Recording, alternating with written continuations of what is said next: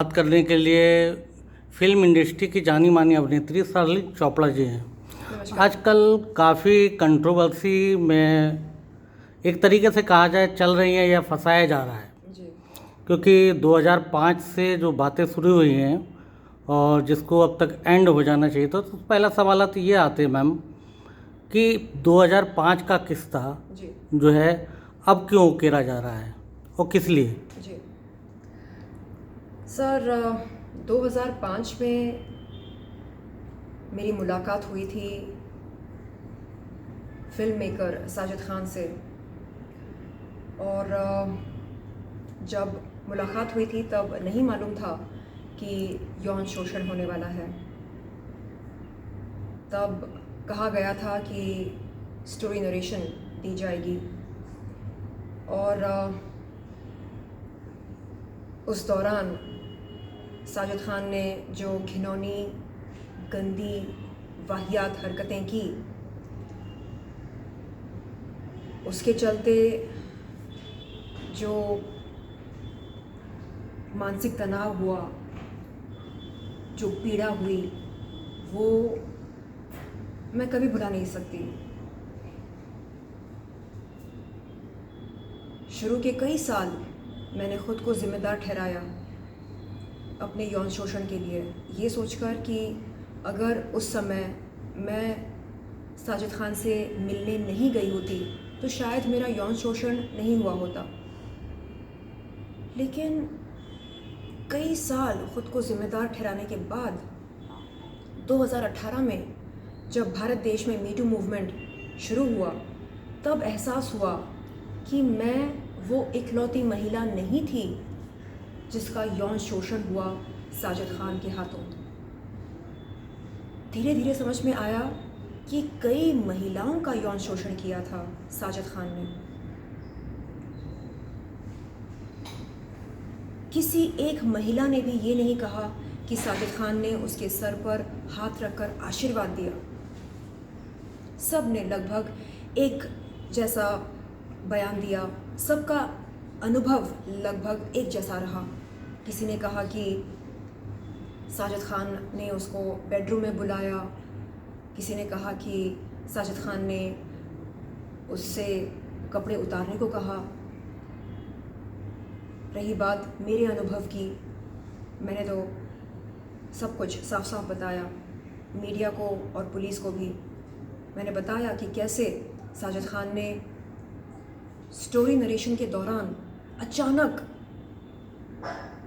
अपने private part को दिखाकर लिंग स्पर्श करवाना चाहा और नंबर देने को कहा था। 10 में से नंबर देने को कहा, रेटिंग कहते हैं। तो उस समय मैं एक न्यूकमर थी और उन्हीं दिनों मैंने अपने पापा को खोया था।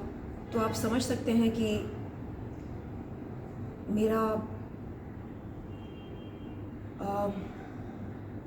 मेरी मानसिक स्थिति उस समय कैसी रही होगी। आज जब मैं इंसाफ की गुहार लगाने जाती हूँ पुलिस प्रशासन पर, तो पुलिस प्रशासन मुझसे पूछती है कि मुझे इतना वक्त क्यों लगा उन तक पहुँचने में। मैं उनसे पूछती हूँ, अगर 2005 में मैंने यदि शिकायत की होती, क्या मुझे इंसाफ मिला होता? उस समय मैं कुछ भी नहीं थी, एक न्यूकमर थी। और साजिद खान कौन थे? जाने माने फिल्म मेकर, फराह खान के भाई। फराह खान कौन?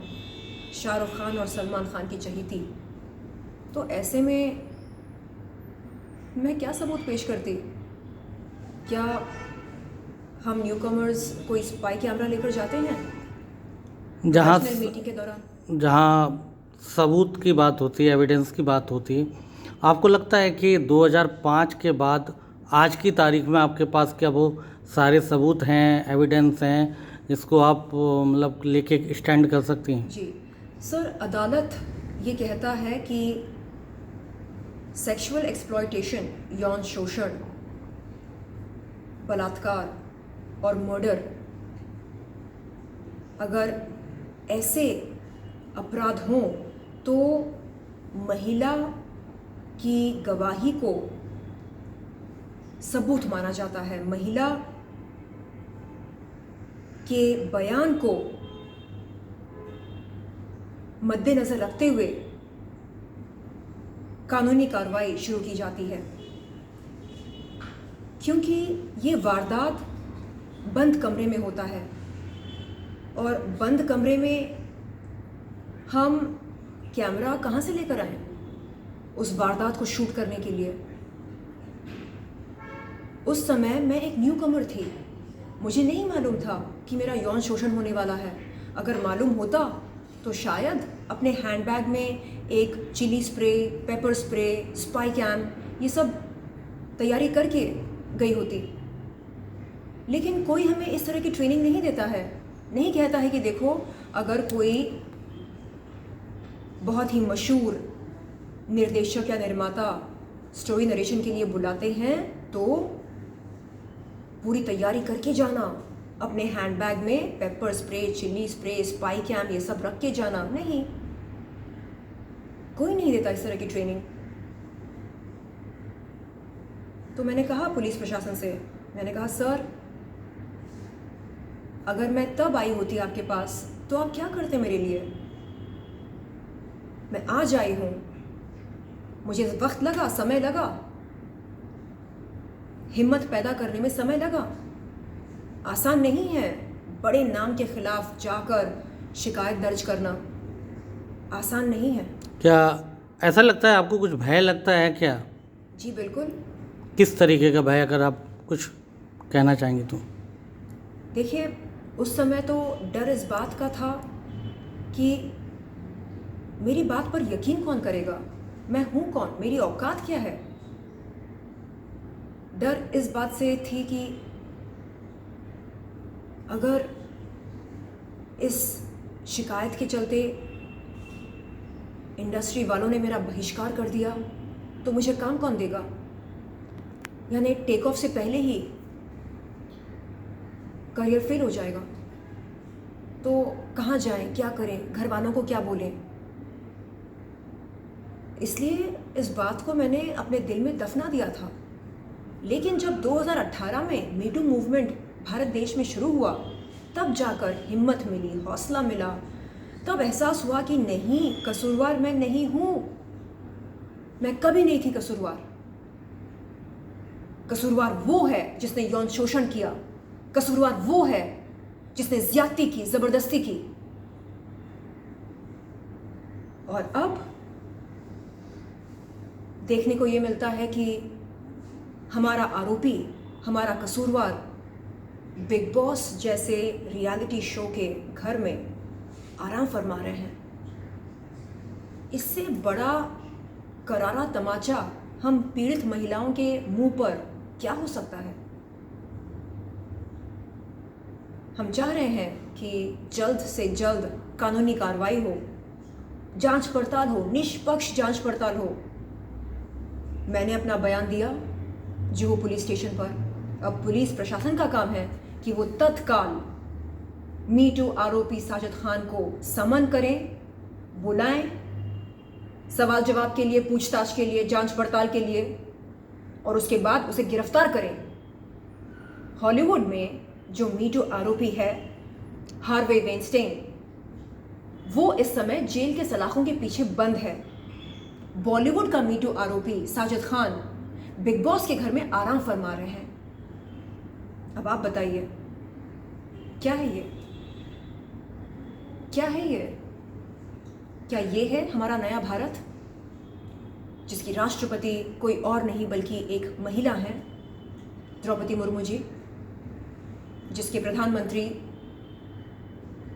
ये नारे लगाते हैं कि देश में महिला का सम्मान होना चाहिए, अपमान नहीं। क्या हो रहा है यहाँ पर? कुछ देर के लिए मेरे अनुभव को हम साइड में रखते हैं, कुछ देर के लिए उन बाकी की पीड़ित महिलाओं का क्या, जिन्होंने हिम्मत करके, साहस करके मीडिया के सामने आकर अपना बयान रखा। सलोनी चोपड़ा, रेचल वाइट, सिमरन सूरी, अहाना कुमरा, करिश्मा उपाध्याय, मंदना करीमी, जिया खान, डिम्पल पॉल, कनिष्का सोनी, रानी चैटर्जी। क्या ये तमाम महिलाएं झूठ बोल रही हैं? क्या इनकी बातों में कोई सच्चाई नहीं है? क्यों हम अपनी आंखों पर पर्दा डालकर बैठे हैं? क्यों जब कोई पीड़ित महिला सामने आकर कहती है कि उसके साथ गलत हुआ तो हम उसे कसूरवार ठहराते हैं? क्यों? हमारा समाज ऐसा क्यों है? हम क्यों सोचते हैं कि अगर महिला का रेप होता है तो वो इसलिए होता है क्योंकि उसने छोटे कपड़े पहने होते हैं, क्योंकि वो जिस्म की नुमाइश करती है इसलिए? क्या छोटे कपड़े पहनना, जिस्म की नुमाइश करना, अंग प्रदर्शन करना, क्या ये सब रजामंद होने के बराबर होता है? बिल्कुल नहीं। हमारा संविधान ऐसा बिल्कुल नहीं कहता कि अगर कोई महिला अंग प्रदर्शन करती हो या जिस्म की नुमाइश करती हो इसका ये मतलब निकाला जाए कि वो रजामंद है। बिल्कुल नहीं। Nudity does not tantamount to consent, ये कहता है हमारा संविधान। अगर कोई महिला वस्त्रहीन होकर सड़क पर चल रही हो, उसकी परमिशन के बगैर, उसके कंसेंट के बगैर कोई भी उसे हाथ नहीं लगा सकता, कोई भी उसको छेड़ नहीं सकता, ये कहता है हमारा संविधान। और यहाँ पर हम देख रहे हैं कि कैसे इंडस्ट्री के कॉकरोचेस, कीड़े मकोड़े सामने आकर बोल रहे हैं कि अरे रे रे रे, ये लड़की तो वैश्या है, अरे ये लड़की तो पोर्न स्टार है, अरे इसकी तो ना कोई विश्वसनीयता है, ना कोई अखंडता है। कैसे हम इसकी बात पर विश्वास करें? मैं बार बार कह रही हूं कि महिला चाहे कोई भी हो, पुलिस अफसर हो, इंजीनियर हो, डॉक्टर हो, लॉयर हो, काम वाली बाई हो, हाँ, वैश्या क्यों ना हो, बाजारू औरत क्यों ना हो, उसकी मर्जी के बगैर, उसकी इजाज़त के बगैर, उसकी रजामंदी के बगैर, कंसेंट के बगैर कोई भी उसे हाथ नहीं लगा सकता। ये बात इन कॉकरोचेस के पल्ले नहीं पड़ रही है। ऐसा आपको फील हुआ 2005 से लेके अब तक 2022 तक कि बॉलीवुड के अंदर जो एक तरीके से कंप्रोमाइज, हम बोले यहाँ पर वो कंप्रोमाइज का सिस्टम है, लेकिन जब फिल्म स्टार से बात की जाती है तो वो सिरे से मुकर जाते हैं जी। कि यहाँ पर इस तरीके का कोई प्रावधान नहीं है, ऐसी कोई चीज़ें नहीं है, कंप्रोमाइज है इस तरीके की। वहीं पर आप ये इस तरीके का वक्तव्य रख रही हैं कि आपके साथ यौन शोषण हुआ है। जी सर, जी क्या कहेंगी आप? दरअसल बॉलीवुड एक बहुत बड़ा सिंडिकेट बन चुका है, नेक्सस बन चुका है, और यहाँ पर हम देख रहे हैं कि कैसे drug culture, rape culture, sexism, nepotism, favouritism, इन चीज़ों को बढ़ावा दिया जा रहा है। ये लोग खुलकर नहीं बोलते हैं कि इनकी पार्टीज़ में ये किन पदार्थों का सेवन करते हैं। ये लोग खुलकर नहीं बोलते हैं कि ये लोग आउटसाइडर्स का यौन शोषण करते हैं। मैं चाह रही हूँ कि बहुत जल्द फिल्म इंडस्ट्री में स्वच्छ अभियान शुरू हो जाए, न केवल फिल्म इंडस्ट्री में बल्कि पूरे भारत देश में स्वच्छ अभियान शुरू हो जाए। कब तक, आखिर कब तक हम छोटी बच्चियों का यौन शोषण होते हुए देखें? आने वाली पीढ़ी को हम क्या दिखा रहे हैं, क्या दर्शा रहे हैं? हम उन्हें ये बताएं कि देखो यहाँ पर यौन शोषण होता है, बट इट्स ओके, तुम आवाज़ मत उठाना, क्योंकि अगर तुम आवाज़ उठाई तो तुम्हारा बहिष्कार किया जाएगा, तुम्हें काम नहीं मिलेगा, तो तुम इसकी आदी हो जाओ। शुरू में थोड़ा अजीब लगेगा, लेकिन बाद में जब तुम बार बार लगातार यूज़ और अब्यूज़ होती रहोगी, तब राखी सावंत की तरह तुम भी यौन शोषण करने वालों को अपना भाई मानोगी, तुम्हें वो कसूरवार बिल्कुल नहीं लगेंगे। तुम्हें कसूरवार वो महिला लगेगी जिसका यौन शोषण होता है। तुम्हें कसूरवार वो बच्ची लगेगी जिसका बलात्कार होता है। ये सच्चाई है। आप बात कर रही हैं कि सेक्स की और माल की, जो आपने कई इंटरव्यूज में कहा है कि लोग माल लेते हैं। जी। तो मेरा सवाल आता आपसे ये है कि कभी आपको पिछले 15-20 सालों में, जब से आप इंडस्ट्री में हैं, क्या आपको किसी फिल्म पार्टी में या प्राइवेट पार्टी में या प्राइवेट मीटिंग्स में इस तरीके का सेक्स प्लस, इसे बोलते हैं ड्रग्स बोलते हैं, स्मैक बोल लें, चरस बोल लें, हेरोइन बोल लें, या फिर कुछ और भी जो मादक पदार्थ हैं उनको बोलें, ऑफ़र किया किसी ने क्या? जी सर, मैंने इस बात का खुलासा कई बार किया था अपने पुराने इंटरव्यूज़ में। मैंने कहा कि कैसे हाई प्रोफाइल पार्टीज़ में नशीली पदार्थों का सेवन किया जाता है और बड़े शाही अंदाज में उन्हें पेश किया जाता है ट्रे पर। जैसे हम चाय समोसे पेश करते हैं मेहमानों के लिए, वैसे वहाँ पर इन पदार्थों का एक ज़बरदस्त बुफे तैयार किया जाता है। चलते चलते आप सलीन चोपड़ा मैम, अगर एक मैसेज हमारे देश की महिलाओं के लिए और पुरुषों के लिए अगर देना चाहेंगी, तो वो मैसेज आपकी तरफ से क्या होगा, ताकि वो इस तरीके की जो वारदात होती हैं या रिपीट होती हैं उनसे बचें? आपके माध्यम से मैं आपके दर्शकों से अनुरोध करती हूँ कि आप अपनी आवाज़ उठाएं यौन शोषण के ख़िलाफ़।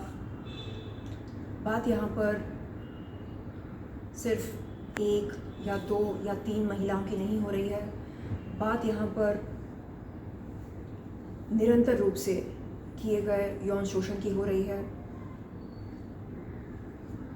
आने वाली पीढ़ी को हमें सुरक्षित रखना है, हमें उन्हें सतर्क बनाना है, और ये हम तब कर सकते हैं जब हम यौन शोषण का विरोध करना शुरू करें।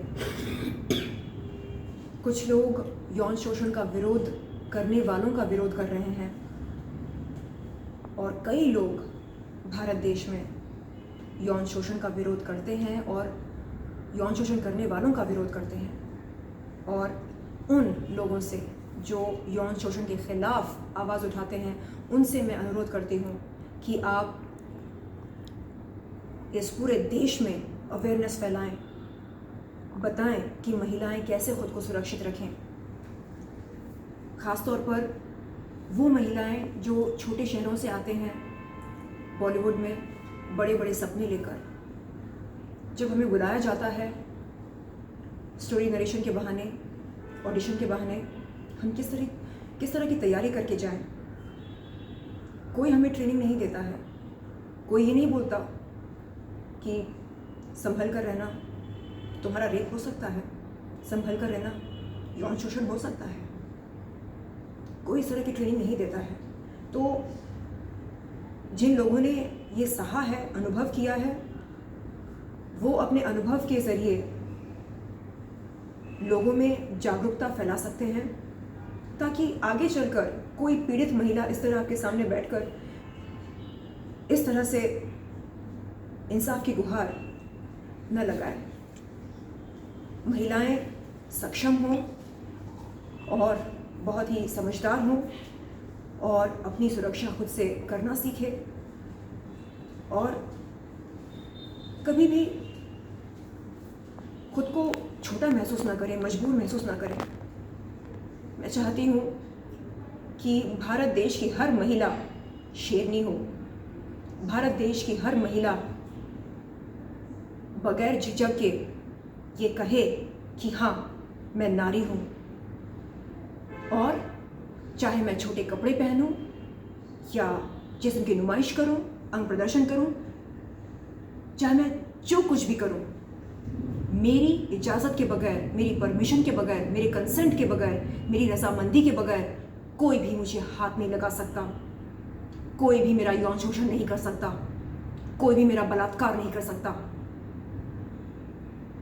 हम समझें कि इस देश के अंदर क्या क्या हैवानियत हो रही है, और लॉ की समझ हमें होनी चाहिए।